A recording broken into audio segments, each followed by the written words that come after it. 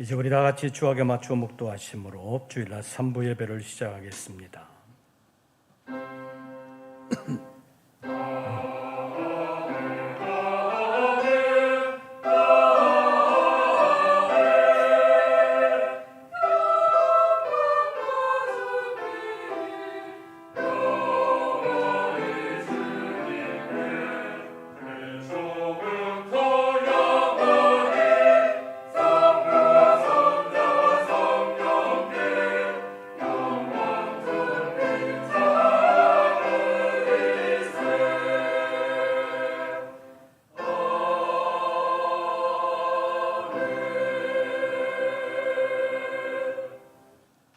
하나님이여 내 속에 정한 마음을 창조하시고 내 안에 정직한 영을 새롭게 하소서.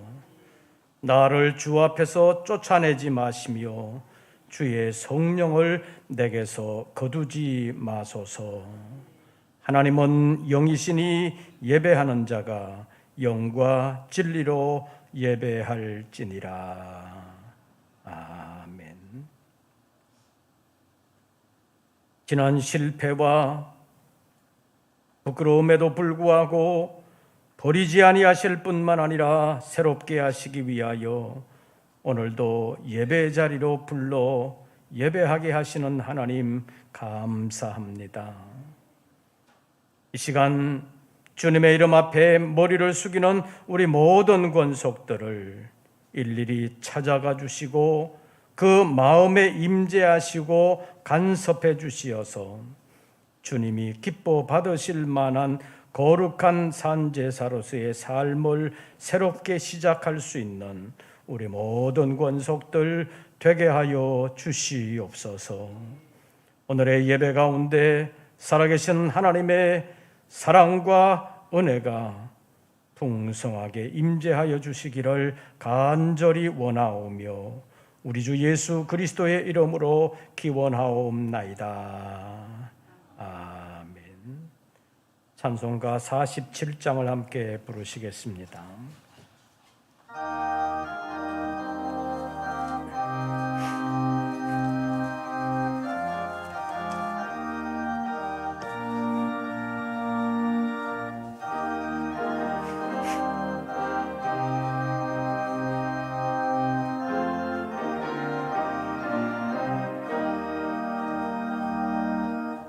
하늘이 부르고 드높이 맑은 날 찬란한 아침이 열리며 밝았네. 주 앞에 나아가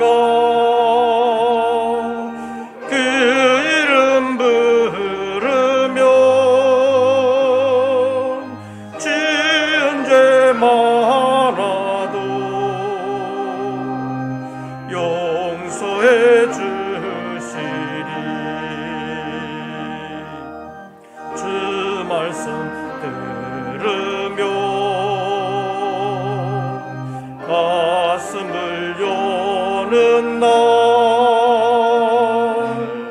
기쁨의 파도가 밀려와 닿네. 피곤한 몸과 마음 편안히 쉬는 날 성전에 나와서 주 찬양하리라.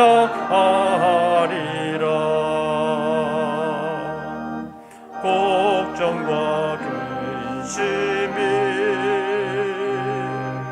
없어지 좋은 날 새로운 희망이 솟구쳐 오르네. 생명의 양식을 땅에서 맛보며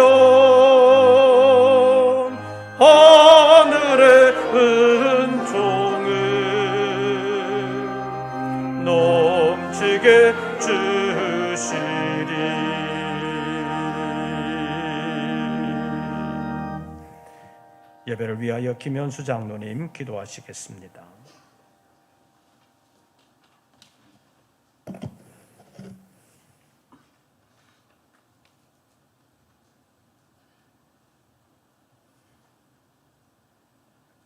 생명의 근원이 되시는 거룩하신 하나님 아버지, 은혜와 사랑에 감사와 찬양과 영광을 드립니다.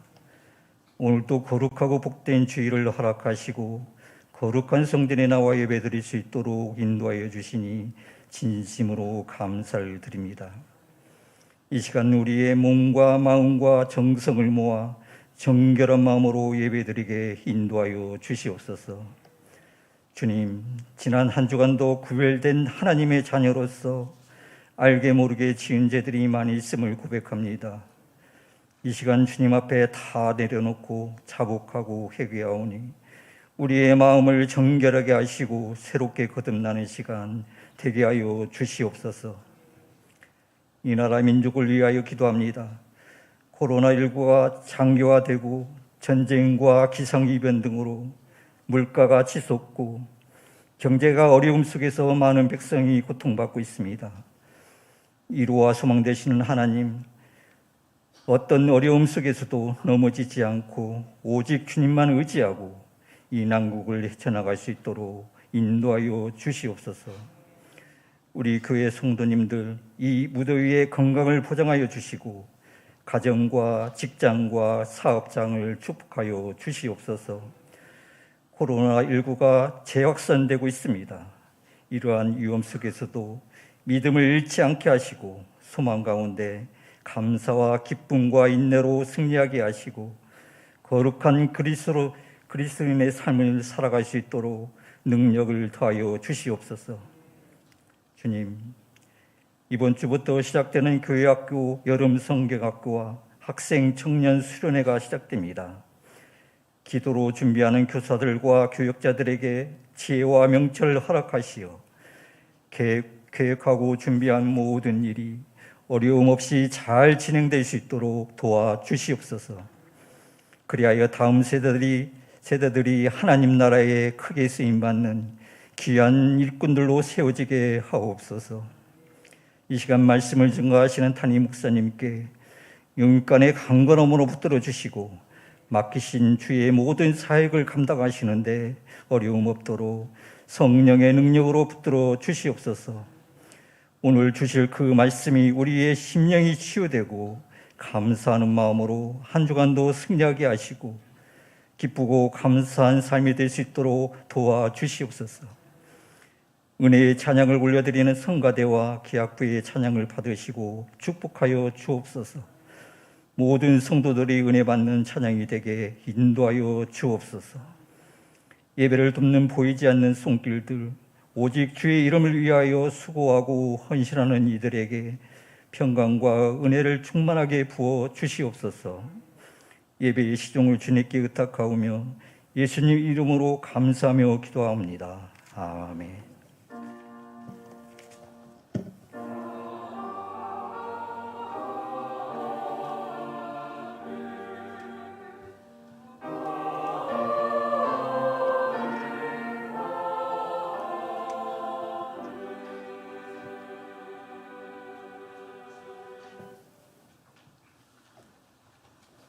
오늘 우리에게 주시는 하나님의 말씀을 찾습니다.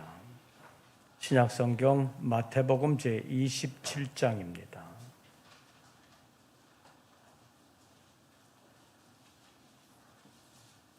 마태복음 27장 3절부터 10절까지의 말씀입니다. 마태복음 제27장 3절부터 10절까지의 말씀 함께 교독하시겠습니다. 3절 말씀을 제가 먼저 봉독합니다. 그때 예수를 판 유다가 그의 정죄됨을 보고 스스로 뉘우쳐 그 은 30을 대제사장들과 장로들에게 도로 갖다 주며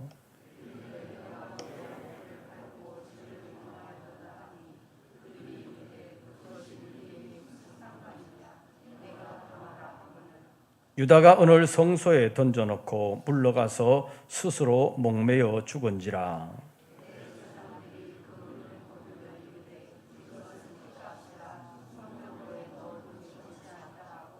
의논한 후 이것으로 토기장이의 밭을 사서 나그네의 묘지를 삼았으니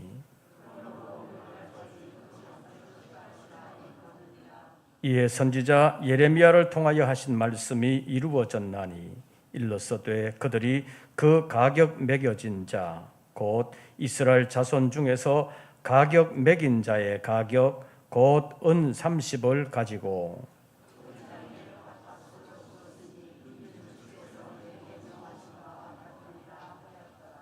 아멘. 이제 성가대 찬양이 있겠습니다.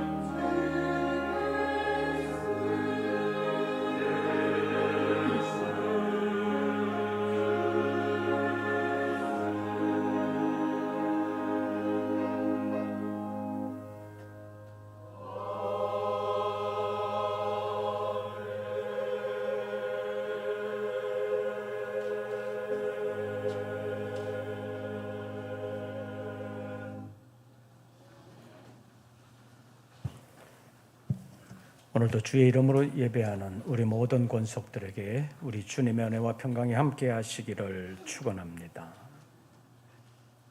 오늘 설교 제목을 한번 따라해 보시기를 바랍니다. 꿉꿉함과 찝찝함. 꿉꿉함과 찝찝함 하면 계절적으로 보면 어떤 계절이 생각나요? 여름 장마철이지요. 근데 요즘 장마는 옛날 장마와는 좀 차원이 다른 것 같습니다. 지난 수요일 저녁의 폭우는 우리의 예상을 넘어서는 것이었습니다. 우리 1층 화단이 배수를 감당하지 못하고 넘칠 지경이었습니다. 건축을 할 때 설계사는 화단이나 옥상을 지을 때 강수량이 얼마나 되는지, 혹시 홍수가 나면 배수는 어떻게 될 것인지를 어느 정도 감안해서 짓는 것이 일반적입니다. 우리 교회도 이제 신축 건물이라고 말할 수 없을 정도로 세월이 벌써 흘렀습니다. 신축할 때가 엊그제 같은데 벌써 20년의 세월이 되어가고 있습니다. 그동안 한 번도 화단에 물이 넘친 일이 없는데 이번에 1층 화단 물이 찰랑찰랑 넘치면서 1층 목행정실에서부터 제 사무실을 거쳐서 끝방까지 물이 배어 나오는 일이 생겼습니다. 수건으로 훔쳐낼 정도가 아니라서 쓰레받기로 퍼내야 될 정도로 물이 넘쳤습니다.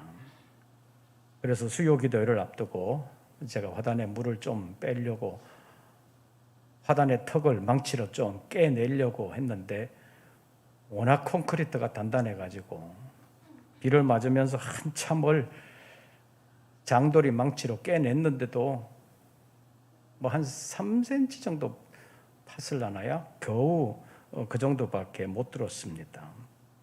그래서 바로 다음 날 우리 이무학 장로님이 기계를 동원해가지고 화단 턱 몇 군데를 잘라내어서 물이 창문턱까지 올라오지 않도록 일단 공사를 했습니다. 그리고 그저께는 양기복 집사님 나오셔서 화단 밑부분에 배수를 위한 구멍 3개를 뚫었습니다. 수요일 날 그렇게 물이 찼기 때문에 밑에 구멍을 뚫으면 물이 좀 나올 줄로 알았습니다. 그런데 물 한 방울 나오지 아니하고 뽀송뽀송했습니다.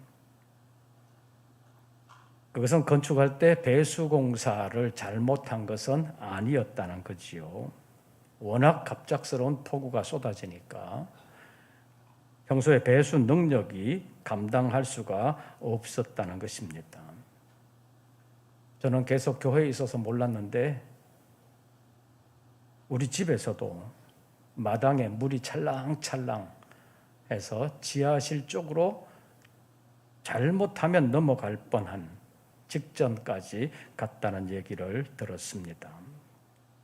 어제 잠실에서는 프로야구 올스타전이 열렸는데 우리 동네는 비가 안 왔는데 잠실에서는 장대비가 쏟아져가지고 경기를 시작할 수도 없을 만큼 쏟아졌기 때문에 거의 1시간 넘게 비가 그치기를 기다렸다가 저녁에 시작했다고 합니다. 옛말에 5, 6월 장맛비는 소 잔등을 가른다는 말이 있습니다. 옛날부터 장맛비는 이쪽에 오면 이쪽에 안 오고, 그래서 소 한 마리를 기준으로 해도 소 잔등 이쪽은 젖고 이쪽은 안 젖는 일들이 있다고 표현할 정도로 여름비는 변화무쌍하다고 볼 수 있습니다. 그런데 요즘 국지성 호우는 그 정도가 정말 더 세진 것 같습니다. 그래서 날씨는 더 후덥지근하고 꿉꿉해서 온 몸이 찝찝할 때가 많습니다. 그래서 여름 장마철은 불쾌지수가 상당히 높은 계절이라고 볼 수 있습니다. 수년 전부터 대구 지역이 아프리카보다 더 덥다고 해서 대프리카라는 말도 나올 정도였는데, 그런데 가만히 생각해 보면 기온이 높고 습도가 높다고 해서 반드시 꿉꿉하고 온몸이 찝찝하다고 느끼지는 않는다는 것입니다. 기온과 습도로만 보면 찜질방이나 목욕탕의 사우나가 훨씬 더 뜨겁고 습도가 높습니다. 그럼에도 불구하고 사우나에 들어간 사람이 아이 꿉꿉해, 아이 찝찝해, 그런 사람 봤어요? 그런 사람 없습니다. 사우나에 들어간 사람은 땀을 줄줄 흘리면서도 시원하다고 말하는 사람은 봤어도 꿉꿉하고 찝찝하다고 불평하는 사람은 보지를 못했습니다. 희한한 일이지요. 왜 그러냐? 사우나에 들어가는 사람은 억지로 끌려 들어가는 것이 아니라 스스로 자원해서 들어가 사우나를 즐기는 사람들이 많기 때문입니다. 그러나 경기를 앞둔 선수가 체중을 어떻게 땀으로라도 빼려고 사우나에 들어가는 사람은 시원하다고 말하는 사람 거의 없습니다. 굉장히 힘들기 때문입니다. 똑같은 환경에 처해도 그 사람의 마음가짐이 어떠냐 또는 그 일을 하는 동기가 무엇이냐에 따라서 느끼는 것이 완전히 다르다는 것입니다. 후덥지근한 날씨에서만 꿉꿉하고 찝찝함을 느끼는 것은 아닙니다. 어떤 일을 했을 때도 마찬가지입니다. 어떤 일을 하고 나면 마음이 가뿐하고 홀가분한데 어떤 일을 하고 나서 굉장히 찜찜해가지고 계속 찜찜한 마음이 남아있는 경우가 있습니다. 아마 본문에 가룟 유다의 경우가 그랬을 것 같습니다. 예수님을 잡기 위해서 신호를 만들고 그 신호에 따라서 어쩌면 예수님을 체포하는 작전에 들어갔는데 그 작전은 성공을 했고 성공의 대가로 돈까지 받았습니다. 그러나 가룟 유다의 마음은 한없이 꿉꿉하고 찝찝했던 것 같습니다. 본문 3절 한번 보시죠. 그때에 예수를 판 유다가 그의 정죄됨을 보고 스스로 뭐하여 뉘우쳐 그 은 30을 대제사장들과 장로들에게 어떻게 하며 도로 갖다 주며. 작전 성공했고 돈까지 받았는데 가룟 유다의 마음이 얼마나 찝찝했으면 작전 성공으로 받은 그 은 30을 대제사장들과 장로들에게 도로 갖다 주려고 하는 마음이 생겼겠습니까? 돈이라도 갖다 주고 나면 마음이 조금 가벼워질 수 있을까 싶어서 돈을 갖다 주려고 한 것입니다. 그런데 평소에는 돈을 좀 밝히던 그 대제사장들과 장로들도 가룟 유다가 가져온 돈을 돌려받으려고 하지를 않았습니다. 왜 그랬겠습니까? 돈이 크지 않아서겠습니까? 아닙니다. 그들도 돈을 돌려받기가 굉장히 찜찜했을 것이기 때문입니다. 결국 가룟 유다는 돈을 돌려주지도 못하고 자기가 저지른 일을 원상태로 돌이키지도 못하고 말았습니다. 그래서 가룟 유다는 요즘식으로 표현하면 극단적인 선택을 하고 말았습니다. 5절 말씀 보시지요. 유다가 오늘 성소에 어떻게 하고 던져놓고 물러가서 어떻게 한지라 스스로 목매여 죽은지라.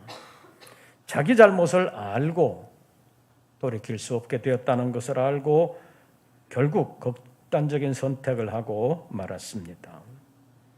가룟 유다가 이렇게 죽었다고 해서 그가 지은 죄가 없어지거나 그가 동정을 받게 되는 것은 아닙니다.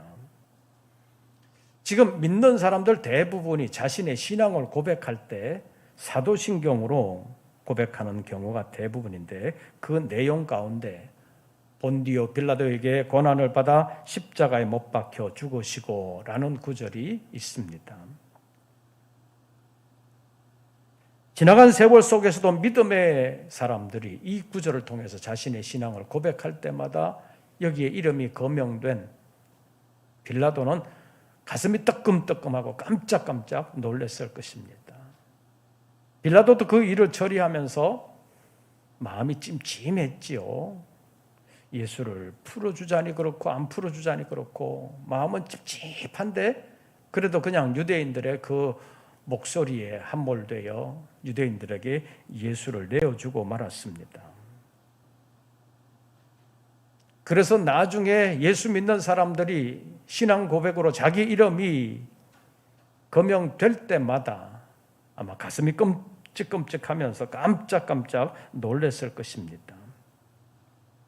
그런데 가룟 유다라는 이름은 나오지도 않지만 가룟 유다의 마음 또한 깜짝깜짝 놀랐을 것입니다. 왜냐하면 예수님께서 십자가에 달려 돌아가시는 그 일에 가룟 유다가 일조를 한 것은 누구도 부인할 수 없는 객관적인 사실이기 때문입니다. 앞으로도 오고 오는 세월 가운데서 믿는 모든 자들이 이런 신앙의 고백을 할 텐데 아마도 그때마다 본디오 빌라도뿐만 아니라 가룟 유다의 마음도 깜짝깜짝 놀랄 것입니다. 왜냐하면 그들은 찝찝한 일을 하면서 그 일을 돌이키지 못했기 때문입니다. 영적으로 말하면 자기 속에 역사하는 마귀의 속삭임을 떨쳐버리지 못했다는 것입니다.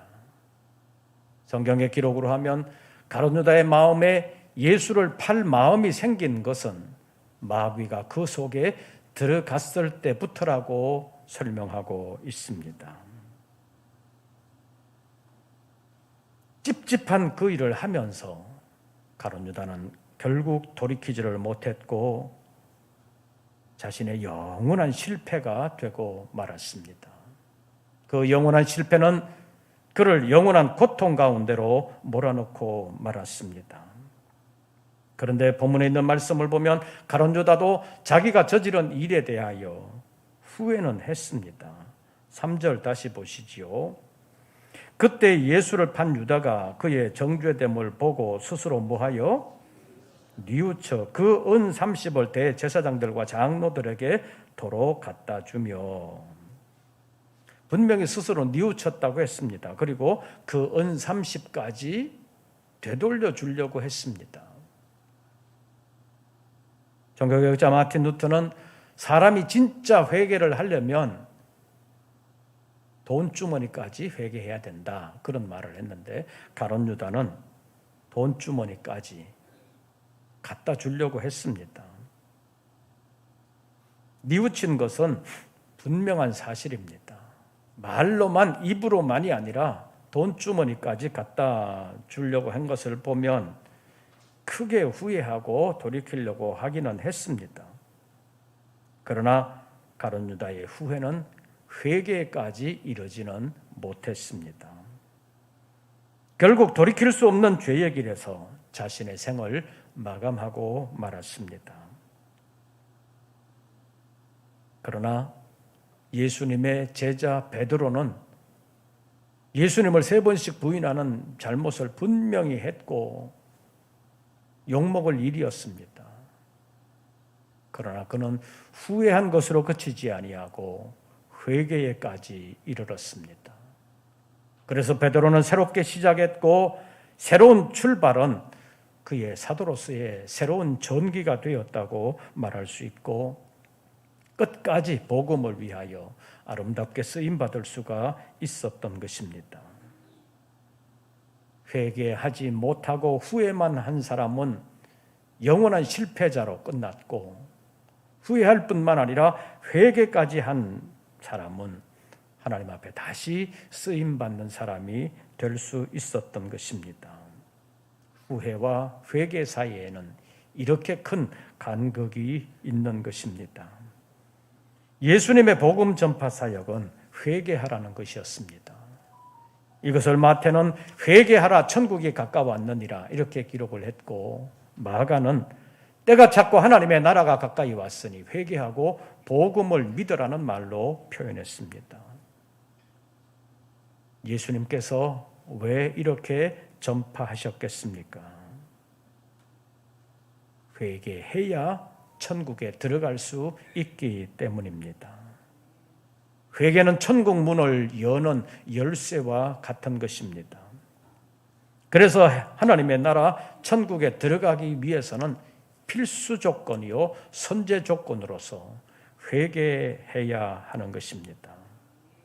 그렇기 때문에 우리가 무슨 잘못한 일을 했을 때 후회보다도 훨씬 더 중요한 것은 하나님 앞에서의 회개입니다.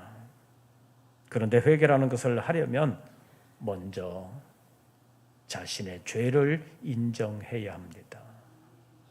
자신의 죄가 무엇인지 알지도 못하고 그 자신의 죄를 인정하지 못한다면 회개할 수는 없는 것입니다. 회개의 첫 단계는 자기의 죄를 인정하는 것입니다. 두 번째 단계는 잘못한 것을 후회하고 뉘우치는 것입니다. 그러나 거기에 머물면 참된 회개는 아닙니다. 자신의 죄가 우리 주 예수 그리스도의 십자가로 죄 씻음 받을 수 있다는 사실을 알고 그리스도에게로 나아가 그리스도께서 기뻐하시는 삶으로 나아가는 것이 진정한 회개의 열매라고 말할 수 있습니다. 그래서 예수님께서 또 세례 요한이 회개나 하는 것은 말로만이 아니라 회개에 합당한 열매를 맺어야 되는 것이라고 말한 바 있습니다. 후에 머물지 아니하고 선한 일을 하는 단계로 나아가는 것이 회개의 적극적인 의미라고 말할 수 있습니다. 그래서 바울 사도는 지난날의 잘못을 후회하는 자리에만 머물러 있지 아니하고 적극적으로 하나님의 복음을 전하는 일에 자신의 목숨까지 걸었습니다. 고린도 교회에 편지하면서 바울이 말하기를 형제들아 내가 너희에게 나아가 하나님의 비밀을 말할 때 말과 지혜의 아름다운 것으로 아니하였나니 내가 너희 중에서 예수 그리스도와 그가 십자가에 못 박히신 것 외에는 아무것도 알지 아니하기로 작정하였다고 말하고 있습니다. 더 나아가 갈라디아서 2장 20절에서는 내가 그리스도와 함께 십자가에 못 박혔나니 그런즉 이제는 내가 사는 것이 아니요 오직 내 안에 그리스도께서 사시는 것이라. 이제 내가 육체 가운데 사는 것은 나를 사랑하사 나를 위하여 자기 자신을 버리신 하나님의 아들을 믿는 믿음 안에서 사는 것이라고 고백하고 있습니다. 바울은 처음에 바리새인의 가정에 태어나 어렸을 때부터 바리새인의 엄격하고도 철저한 교육을 받았습니다. 그렇기 때문에 바울은 철저한 바리새인이었다고 말할 수 있습니다. 그런데 예수님은 당시 바리새인들의 잘못을 지적하는 말씀을 여러 번 하셨습니다.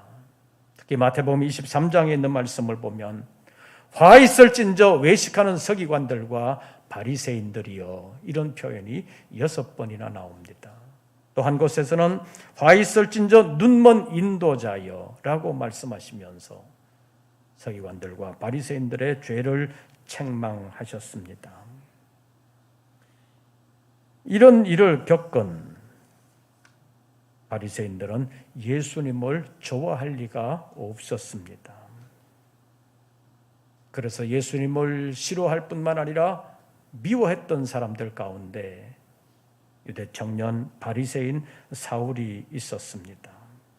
그래서 사울은 하나님을 사랑한다는 명목으로 예수님을 미워했고 하나님을 위한다는 열심으로 교회를 박해하고 예수 믿는 사람들을 박해하는 일에 앞장섰었습니다. 성경의 기록으로 보면 스데반이 순교를 당할 때도 청년 사울은 그냥 방관자가 아니라 스데반이 죽는 것이 마땅하다고 생각했을 뿐만 아니라 적극적으로 스데반을 죽이는 일에 앞장섰던 사람인 것을 알 수 있습니다. 그랬던 사람이기 때문에 그가 나중에 부활하신 예수 그리스도를 만난 이후에 예수 그리스도를 믿는 사람이 되었고 예수 그리스도의 복음을 전하는 사람이 되었지만 늘 찝찝한 것이 있었습니다.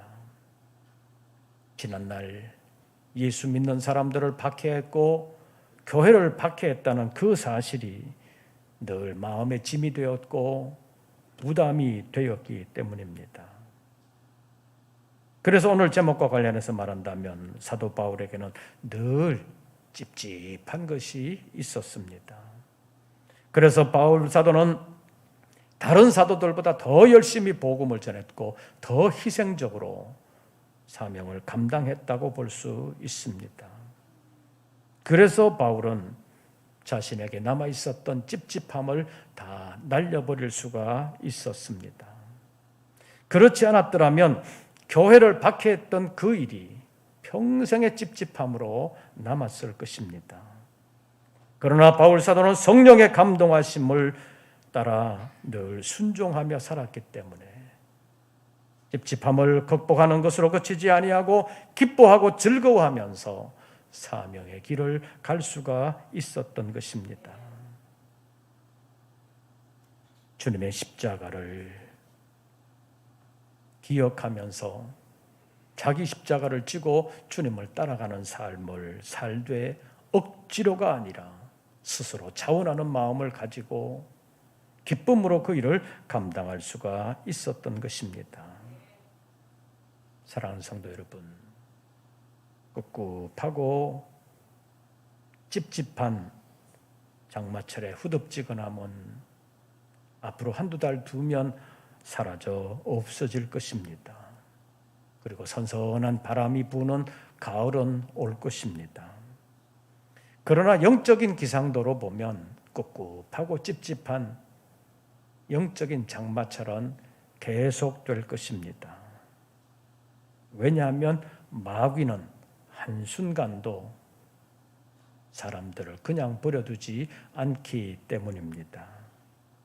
늘 미혹의 역사를 준비하고 있고 호시탐탐 미혹을 노리고 있기 때문입니다.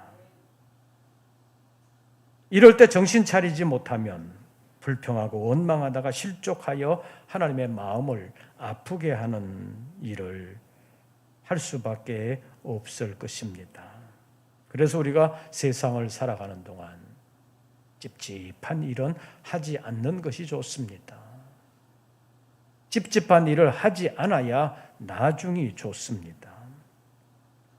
하나님이 기뻐하시지 않는 일을 찝찝한 마음으로 해놓고 평생 찝찝한 마음으로 사는 것보다는 잠깐 어려움을 당하더라도 찝찝한 일을 하지 아니하고 하나님이 기뻐하시는 방향으로 잘 선택하는 것이 지혜로운 사람이라고 말할 수 있습니다.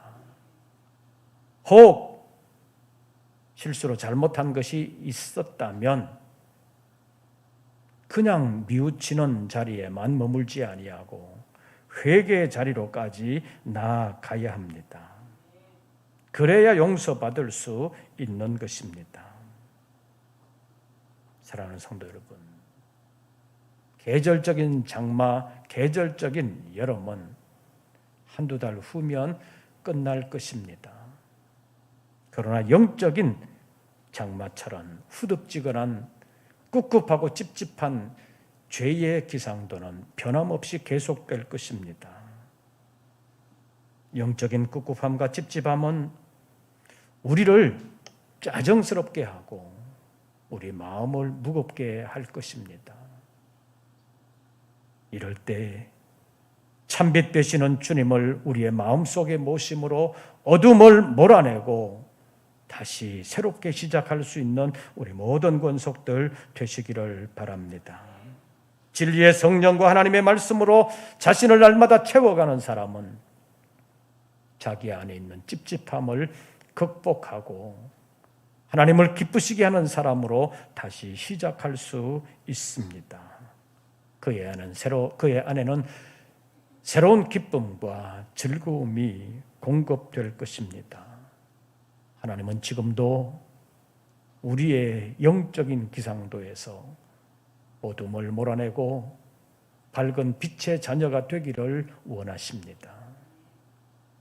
빛의 자녀로서 빛의 열매를 맺는 삶을 살아가야 합니다. 오늘의 꿉꿉함과 찝찝함이 있다 할지라도 그것을 극복하기 위하여 참빛 되시는 주님께로 다시 새롭게 나아가는 지혜로운 믿음의 사람들 되시기를 바랍니다. 어둠은 빛을 감당하지 못합니다. 빛이 임하게 될 때 어둠은 자동적으로 물러가게 되어 있습니다.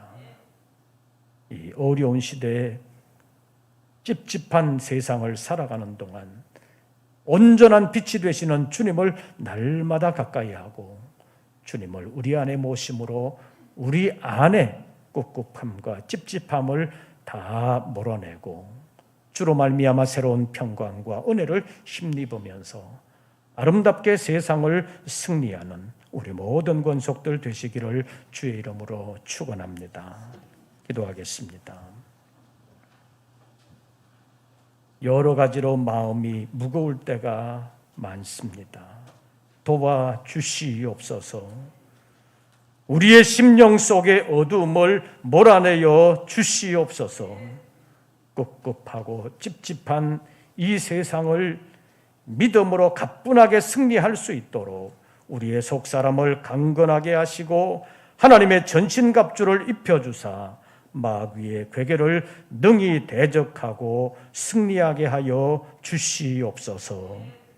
예수님의 이름으로 기도하옵나이다. 아멘. 찬송가 342장을 부르시면서 준비하신 예물 드리겠습니다.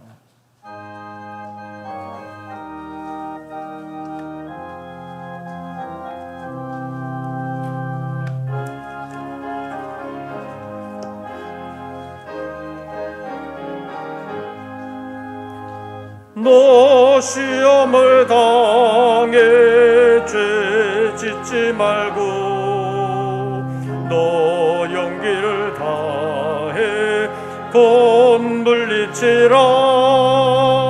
너 시험을 이겨 새 힘을 얻고 주 예수를 믿어 늘 승리하라.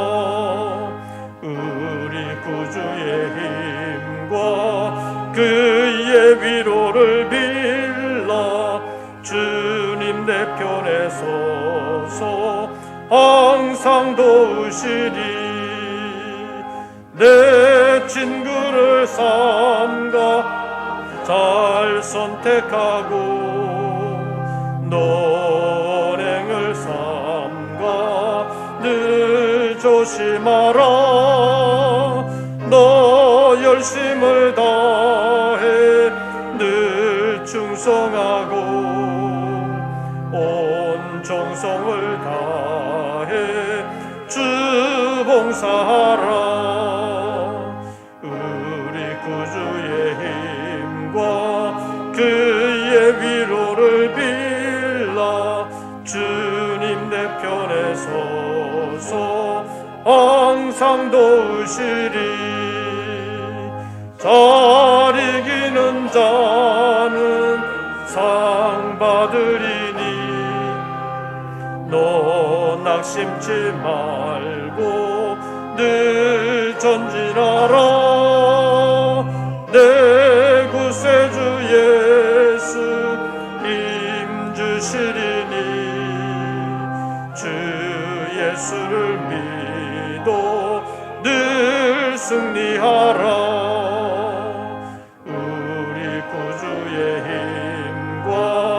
그의 위로를 빌라. 주님 내 편에서 항상 도우시리. 기도드리겠습니다.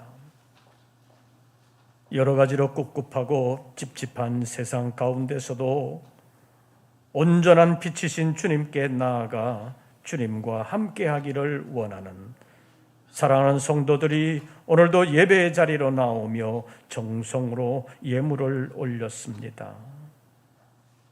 경제적인 기상도도 앞을 볼 수 없을 만큼 캄캄함이 있는 세상 가운데서도 수고한 소득의 11조를 주님 앞에 올리며 삶의 전폭을 하나님께 맡깁니다. 하나님 사랑하는 종들을 늘 지켜주시옵소서. 수고가 헛되지 아니하도록 보장해 주시옵소서. 우리는 한치 앞의 일도 알지 못하오나 주님께서 그 가는 길을 늘 선하고 유익한 길로 인도해 주시옵소서. 여러 가지 어려운 일들, 마음 상한 일들도 있었사오나 베풀어 주시는 하나님의 은혜를 생각하며 감사하는 심령들, 감사하는 마음이 끊어지지 아니할 뿐만 아니라 더 많은 일들로 감사할 수 있도록 복되게 하여 주시옵소서.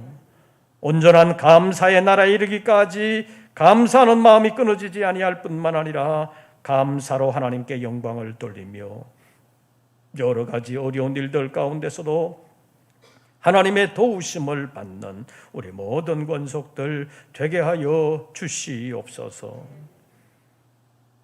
감사할 일이 있을 때 잊어버리지 아니하고 감사하면서 하나님과 동행하기를 원하며 하나님의 일에 참여하기를 원하는 우리 모든 권속들에게 하나님께서 역사하여 주시어서 끝까지 하나님의 일을 위하여 보장을 받고 복을 받는 우리 모든 권속들 되게 하여 주시옵소서.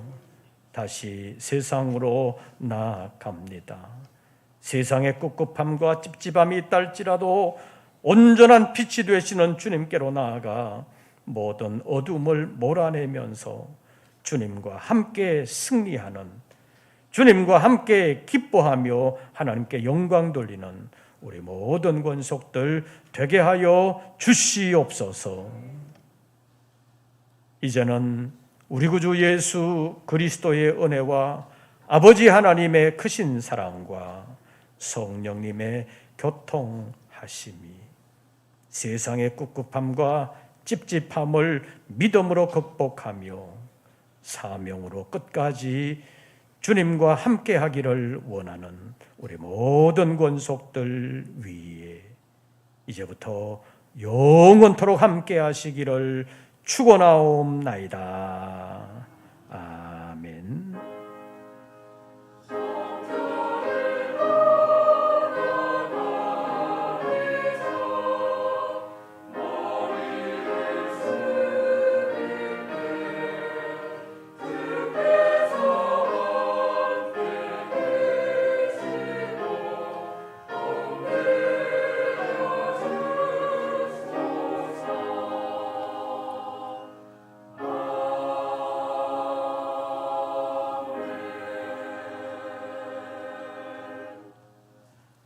광고 말씀을 드리겠습니다. 이번 주 토요일부터 교회학교 여름성경학교가 시작됩니다. 지부와 아동부 여름성경학교가 이번 주 토요일 그리고 다음 주일 이틀에 걸쳐서 진행되는데 안전하게 진행될 뿐만 아니라 여름성경학교를 통해서 우리 학생들의 믿음이 새로워질 수 있는 계기가 될 수 있도록 여러분들 도와주시고 또 기도해 주시기를 바랍니다. 나머지 광고들은 주보를 참고해 주시기를 바랍니다. 새로운 한 주간 주 안에서 평안하시고 승리하시기를 빕니다. 이것으로서 3부 예배를 모두 마치겠습니다.